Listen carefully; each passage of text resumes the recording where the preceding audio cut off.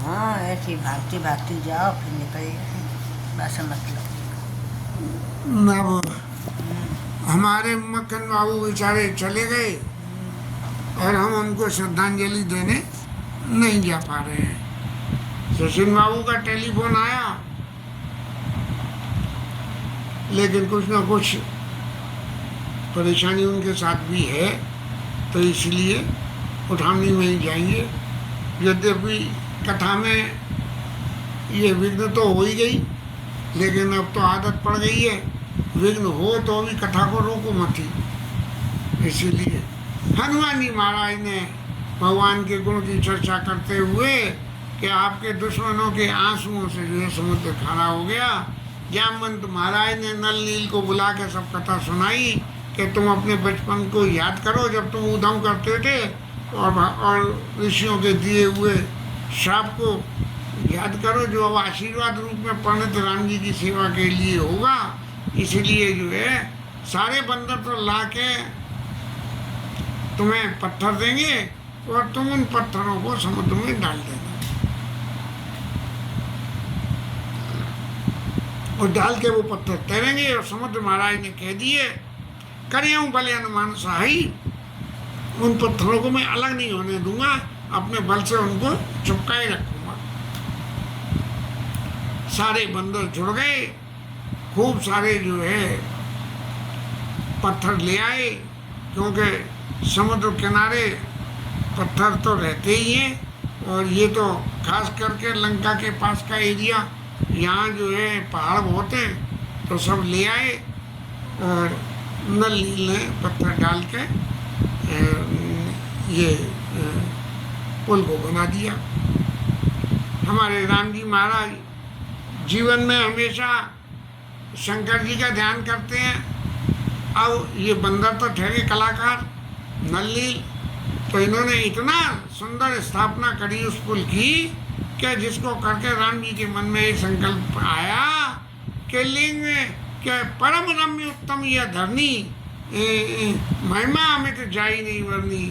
ये जहाँ ये जिस जगह पे ये सेतु बनाया गया है, ये अत्यंत उत्तम जगह है। अब ये उत्तम जगह कैसे है, इसकी मैं तो एक ही बात कहता हूँ कि यहाँ इसकी उत्तमता का प्रतीक ये कि यहाँ से राक्षसों के विनाश की कार्यवाही शुरू हो रही है, इसलिए उत्तमता है। हाँ? और तो राम जी ने कहे, करे हूँ यहाँ समुत्थापना, मोरे हृदय परम कल्पना। मेरे हृदय में बड़ी कल्पना है कि जब जो जगह उत्तम ही है, तो जीव को अंतिम गति देने वाले शंकर जी महाराज हैं, तो इसलिए यहाँ शंकर जी महाराज की स्थापना कर दी जाए। और फिर शंकर जी के प्रताप के प्रभाव को कहा, शिव समान प्रिय मोहि न दुजा, शिव द्रोही मम भगत कहावा, सुनर मोहि सपने नहीं भावा। शिव जी का तो जो करे और मेरा भगत बनता डोले, तो वो ऐसा आदमी मुझे अच्छा नहीं लगता है। भगवान ने मानो प्रत्यक्ष रूप से सबको उपदेश दिया कि मैंने यहाँ जो स्थापना की है, इस स्थापना का सब लोगों को मान सम्मान करना चाहिए। और ये बात और कही कि शंकर विमुख भगति च मोहरी, सुनाड़ की मूढ़ मति थोड़ी। ऐसे मूढ़ व्यक्ति जो शंकर जी के विमुख होके और मेरी भक्ति की चाहना करे, तो मेरी भक्ति चाहने के लिए सबसे पहले जरूरी क्या है कि शंकर जी की भक्ति करे। शंकर जी की भक्ति करे तभी मेरी भक्ति प्राप्त होगी। गोस्वामी जी महाराज ने भी कथा के शुरुआत में सबसे पहले शंकर जी से ही कथा शुरू कराई, क्योंकि शंकर जी की भक्ति से ही भगवान की भक्ति प्राप्त हो सकती है। शंकर मम द्रोही, शिव द्रोही मम दास। शंकर जी से द्रोह करे या मेरी भक्ति करे, शंकर जी से दोष करे, या शंकर जी से भक्ति करे और मुझसे द्रोह करे, यदि कोई ऐसा करता है तो ते नर करें कलम हरे घोर नरक में वास, वो लोग जो है घोर नरक में वास करते हैं। अब क्योंकि जब राम जी महाराज ने ये कहा है कि परम रम्य उत्तम ये धरनी, अब जब उत्तम है तो उत्तम का फल क्या होगा, तो उत्तम के फल के लिए कहा कि ये जो स्थान है इस स्थान का नाम रामेश्वर, राम जी के ईश्वर। शंकर जी महाराज राम जी के ईश्वर हैं और शंकर जी महाराज राम जी के ईश्वर हैं और शंकर जी के ईश्वर राम जी हैं। शंकर जी और राम जी एक ही है और दोनों एक दूसरे की पूजा और एक दूसरे की क्या कहना चाहिए, एक दूसरे के गुणों को वो लोग करते हैं। तो भगवान ने इसके संग में एक आशीर्वाद जोड़ा कि जो गंगा जल आन चढ़ाई सो सायुज्य मुक्ति न पाई। जो गंगा जल ला के चढ़ाएगा उसको जो है सायुज्य मुक्ति मिलेगी। मुक्ति की सायुज्य, सामीप्य और कितनी 7-8 याद नहीं आ रहे, तो वो है उसमें जो सायुज्य मुक्ति होती है। और सायुज्य मुक्ति का तो ये होगा कि शायद भगवान से हमेशा जुड़े रहें इस कारण। और एक और कही होई अकाम जो छल तज से ही है, सिर्फ अपने स्वार्थ के लिए शंकर जी का भजन करे और वैसे भजन नहीं करे, वो नहीं, अपना स्वार्थ सिद्ध हो चाहे नहीं हो। अकाम जो अकाम जो होई अकाम जो छल तज से ही है, जो इनकी सेवा करेगा बिना किसी कामना के, तो वो जो है क्या होगा, भगत मोरते शंकर दे, शंकर जी महाराज उसको मेरी भक्ति दे देंगे। अब इतने सारे वहाँ देवताओं जो बंदर के स्वरूप में थे, उन सबके सामने शंकर जी महाराज की इम्पोर्टेंस बढ़ाने के लिए राम जी महाराज ने ये सब बातें कही। क्यों कि ये देवताओं में जब ये कथा शुरू हुई इनसे, क्या नाम है, दक्ष महाराज से, तो दक्ष महाराज शंकर जी के वाले ही दामाद थे, शंकर जी उनके दामाद थे, लेकिन उन्होंने शंकर जी का अपमान करा और देवता तो सब जो है दक्ष की तरफ मिल गए। तब जो कुछ भी हुआ, लेकिन जो है अब कोई यहाँ इस स्थापना के बाद शंकर जी महाराज के स्वरूप को सही रूप से समझ ले, इसीलिए सब जो है भगवान ने शंकर जी के प्रभाव को, उनके प्रताप को राम जी महाराज ने अपने श्रीमुख से वर्णन किया।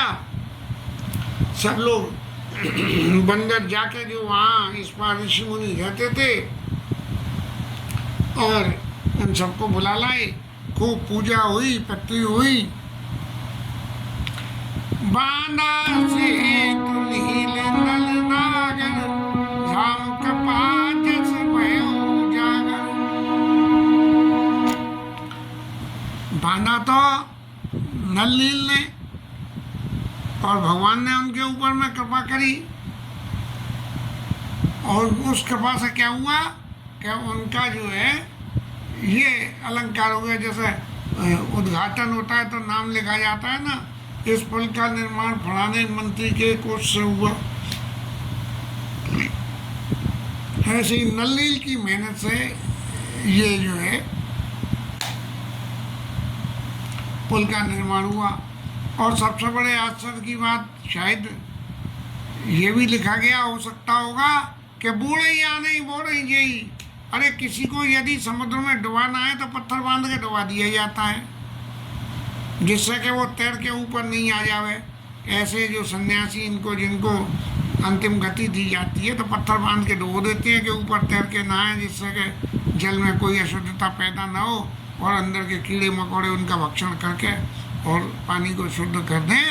और वो जो है जो दूसरों को डुबो देते हैं, ऐसे जो है पहाड़ पत्थर जो है वो भय उपल वो हित सुनते ही वो दूसरों को तारने वाले हो गए, बंदरों को इस पार से उस पार उतरने वाले हो गए। और महिमा या न जलद कहीं करनी, ये कोई उनकी महिमा नहीं है कि पत्थरों की महिमा हो, ना ये समुद्र की महिमा है, ना कोई बंदरों की महिमा है, तो बोले महिमा किसकी है? बोले महिमा तो भगवान की है। श्री रघुवीर प्रताप ते सिंधु तरे पाषाण गिरिजा ते मति मंदिर राम तरि भजै जाय प्रभुआन। गोस्वामी जी महाराज कह रहे हैं कि देखो भगवान के प्रताप से पुल बना और ये सब कुछ हुआ, लेकिन फिर भी इतने शंकर जी के प्रभाव को राम जी ने बखाना, फिर भी राम जी को छोड़ के कहीं इधर उधर भटकते डोले तो वो लोग मतिमंद हैं। अब पुल तो बन के तैयार हो गया, पूजा हो गई, मंदिर की स्थापना हो गई। कोई भी शुभ काम अच्छा होता है तो भगवत पूजा स्थापना होनी चाहिए। उसी सिलसिले में ये पूजा स्थापना हो गई और यहाँ हो के जब पुल बन के तैयार हो गया तब ये हुआ कि अब सब लोग पार उतरना शुरू करें। तो राम जी महाराज तो पीछे चले, बंदर भालुओं से कहिए चलो इधर से तुम पार उतरो। बंदर भालू तो बंदर हैं, अपने चीत्कार लगाते हुए और चल दिए। और बंदर सीधी रास्ता तो चलता नहीं है, चलते चलते भी बीच में उछल के चलता है। बंदर जो बूढ़े हो गए हैं उछलने काबिल नहीं है, उनकी बात दूसरी है, लेकिन जो है वो चलते चलते भी उछल के चलता है, ऊंचे नीचे पे होके चलेगा। तो ऐसे जो है बंदर चलने लगे। और राम जी महाराज ने जब ये आनंद देखा कि देखो क्या आराम से खुशी खुशी उछलते हुए बंदर चल रहे हैं, तब भगवान भी जो है सेतु के ऊपर में, राम सेतु के ऊपर में आ गए। और जैसे ही भगवान राम सेतु पे आए और आके थोड़ा सा आगे बढ़े तो समुद्र के अंदर जो रहने वाले जीव थे भगवान के दर्शन करने को आ गए। और उनमें क्या खूबी रही कि भगवान के दर्शन करने में इतने मस्त हो गए कि ऐसे भी जीव थे जो एक दूसरे को खा जाते वो भी खाना भूल गए। हाँ, ऐसे एक तिनई जे खाई एकन के डरते बिडराई प्रभु बिलो कई तरई न तारे मन हर्षित सब भई सुभारे। मतलब ऐसे बराबर बराबर जाके सब आपसी का डर निकल गया। भगवान के रूप को देख के इतने मोहित हो गए कि उन्हें जो होश ही नहीं दिया कि हमारे बराबर वाला हमें खा जाएगा। और वहाँ से जो है इतने जीव जंतु समुद्र के इकट्ठे हो गए कि उनकी ओट में समुद्र का पानी भी दिखना बंद हो गया। तब जो है बंदर जो सामर्थ्य थी उस हिसाब से बहुत से तो हवा में उड़ के चलने लगे और बहुत से जो है उड़ के चलने लगे। और बहुत से जो है जो समुद्री जंतु थे उनके ऊपर उनके सिर पर पैर रख के चल चल के और वहाँ जाने लगे। इसके साथ कथा विश्राम, आगे की कथा कल ले।